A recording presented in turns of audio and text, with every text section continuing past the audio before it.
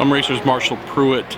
We are here at the Indianapolis Motor Speedway in Gasoline Alley. It is Tuesday, getting towards the end of the day. A lot of teams going to be ramping down here just a little bit. So what goes on at the Speedway? After practice on Monday, waiting until Friday, carb day, the last on-track session before we go live for the 107th running of the Indy 500. It is tearing down of vehicles, down to the very last compound.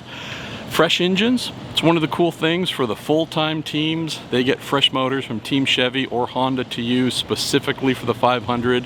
It's a wrinkle in the rule.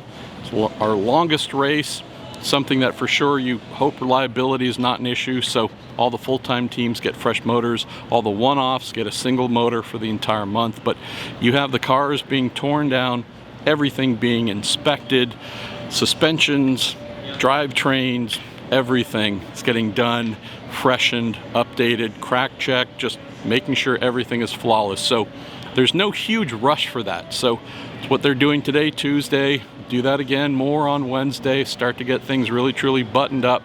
We roll into Thursday. Everyone will roll through tech, make sure that they get ready for Friday's carb day running. So kind of the normal pace of things. Had a fun conversation with Don Cusick that we'll roll here in at the end, talking about Stefan Wilson, talking about Graham Rahal coming in. Figure share a photo, maybe a video towards the end here for your amusement. Went to see Steph Wilson this morning, and he's in good spirits. Love him like a little brother, and as do many folks. And there's a little tradition. It's now become a tradition, and so figure maybe this will lighten the mood just a little bit. When his brother Justin got hurt about 10 years ago, I think it was 2013, at the Fontana IndyCar race, hurt his back and such, similar scenario. Went to see Justin, check in on him, and Stefan happened to be there, which was great. But right across from that hospital, there was some sort of AM/PM gas station, and knowing that Justin was just a all-time lover of chocolate, I figured, well, let me bring him some chocolate, raise his spirits. But you know, you don't want to bring him good chocolate. You want to give him an inspiration to get out of the hospital and get back to normal. So I bought him about $50 of the nastiest chocolate and candy I could find at that AM/PM, and there was no trouble finding that there. And so knowing that here we have Steph in a similar situation with the back injury in the hospital and such, it's time to carry on that tradition. So there is a gas station, a Marathon gas station across from my hotel that puts that other AM/PM to shame. And so went and did the same thing, bought about twice the amount of nonsense and garbage for Steph. And you don't buy all good stuff. There were some nice things that I bought from in there, but for the most part, it's all just tragic candy. And as well, this is all done just to raise spirits. So bought some other things, bought him some condoms. I don't know if I'm gonna zoom in on the picture or not, but bought him some condoms. Why not? There was a fire and ice version of those. And then kind of telling you how great this gas station was. Everything full bulletproof glass, all the interactions happening there. They thought I was crazy for all the stuff I was buying. Right next to the checkout, hi there, Jeff Darks. Right next to the checkout, I happened to look over and almost didn't believe what I saw on a little tree of crap. Lingerie. And not great lingerie, $8.99 lingerie. So bought Steph something that I thought he might like there too. And so what I didn't know was that Steph's wife was in the room, and you got to go full bore with the presentation. So pulled everything out. He started separating things into the keepers for him, the maybes that he'd probably give to his nieces, and the other stuff we were going to give to the man I lovingly refer to as human trash, Anders Krone, also human garbage can as well. And she had that look of like, do I need to know something about your relationship? It was one of the better parts of the day. And then I'll probably roll this in at the end of the video. Anders, being a man who will eat anything, took the challenge to eat this disgusting I don't know, I guess you could call it a sausage, and as a result of eating that, I have to stop calling him human trash. But he also then said that by eating it I have to shave my beard, but I didn't agree to it. But anyways, just great to see Steph bring some cheer and some humor and laughter and some good candy. Again, he's on some pretty good drugs, but looking forward to getting some updates, more public updates of how he's doing. He did post on social media, did a little video update there. So anyways, just great to see him. Amazing story here that we're gonna roll into right now. Don Cusick talking about how the deal with Graham came together, Chevy and Honda coming together, and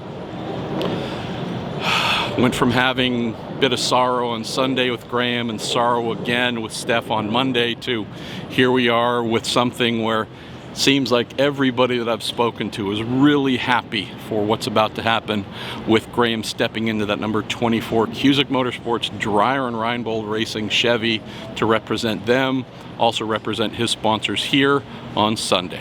Friends, if you haven't met him before, this is Don Cusick.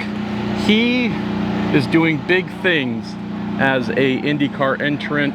Been here a couple of times supporting our man Stefan Wilson this year in great partnership between Cusick Motorsports and Dreyer and Reinbold Racing. Behind us, the DRR team is putting together a brand new car that Graham Rahal will be driving.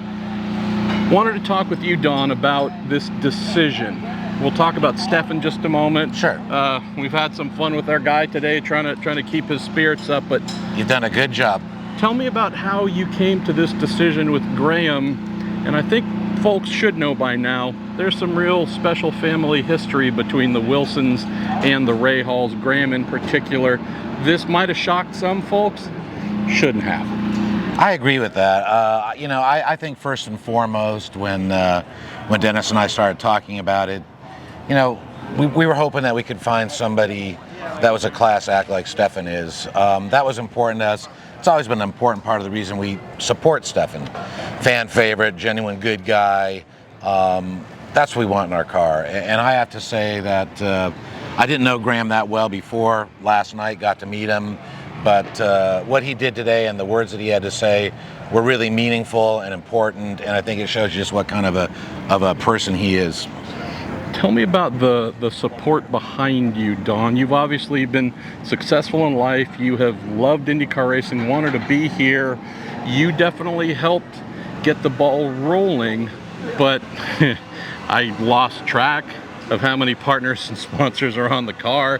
We did a little video with Steph for fun a couple of days ago before he got hurt that we'll still try and get done. But you've had a nation of businesses and partners say we want to be involved, whether it's at a small level or high level. That's another beautiful thing that's happened here, the real response to being part of this Cusick Motorsports program. Yeah, you know, I think, again, that goes back to Stefan, and a lot of credit to him for the person he is. Certainly your friend and mine, Anders, has played a huge role. I can no longer call him human trash, apparently. No, but I like the other one that you call him after you ate that. Yeah, no, that was good. We'll roll the video in of what this guy did towards the end. Yeah, pretty amusing, but we all got a good laugh out of it, and we all needed one this morning. But yeah, I think that's a big part of it. You know, it's not just necessarily about getting your name on the car, it's being able to get behind the people, and we built a really good team. And, you know, Stefan's at the heart of that, and we felt like, you know, he needed an opportunity, and so we put that together. And, you know, it's racing, and it's unfortunate what happened, but, you know, this would have been a great car, and he performed well, and now we're going to go out and see what we can do with the backup driver, a new driver. Tell me about making this happen. The thing that I read online last night from everybody saying, no, could never happen with Graham. He's a Honda driver. In the back of my head, I'm saying, true, but I don't know if everyone saw the bigger picture, that this stopped being about Chevy, Honda, and engines very quickly. This became about the right fit for this moment. Tell me about the talks with both Chevy and Honda. A lot of folks had to agree to make this happen, but I'm hoping this is something where they all saw the bigger picture as well. Yeah, I think you hit the nail on the head there. as you know, and your fans know, racing is a community, and it's a brotherhood, and everybody tries to pull together. You know, what we thought was going to be a maybe impossible task yesterday afternoon quickly turned into more, and it was about more. You know, I think it was about doing what's right for the sport, and you know, the spirit of cooperation. I can't think of an instance where it could have gone above and beyond what happened, and that's everybody. A lot of that's Dennis and Bobby Rahal and IndyCar, and you know, sponsors, and we just all said, look, we're a team, let's get this done, and they did it. Let's close on this, Don. So you already have a whole car worth of sponsors. You could almost tow a second car behind it to fit all the sponsors on. Yeah, maybe get one of those banners like they drag behind the airplane. Bringing on some of the key partners from Graham's car, that number 15 RLL entry as well. Tell me about that, because on top of Graham being the best fit for the car, there's also wanting to make sure that he was whole and that his partners were not lost in this as well. That probably impresses me more than anything. Well, yeah, thanks. So, you know, it takes a lot of cooperation to make something like this happen, and you know, our partners chipped in. There's going to be some changes on the car, obviously, but you know, we felt like it was the right thing to do, and that's what it took to make it happen. Then that's what we were going to do. So that's how it all came together in that regard. Don Cusick, someone who truly cares about this sport, loves the people in it, faced with a lot of options of who he could have put in the car, tried to have done a lot of things, ended up, I think, creating one of the best stories folks will remember for a long time. Graham Rahal out of the Indy 500, back in to help someone, a dear friend, family member almost, helping Don, of course, to represent his sponsors, Don bringing Graham's sponsors in as well. I write for a living, and I couldn't script this stuff, so thank you, Don. Only one more thing that could happen, that'd be the Cinderella ending, so we'll keep our fingers crossed and appreciate your support. It makes a big difference to us and all the fans too, so thanks very much. This is a Marshall Pruett challenge to Anders Krohn.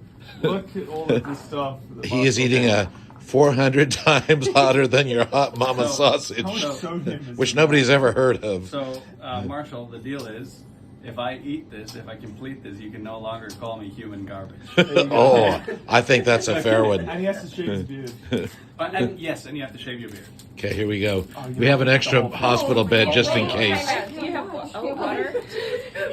How bad is it? How bad?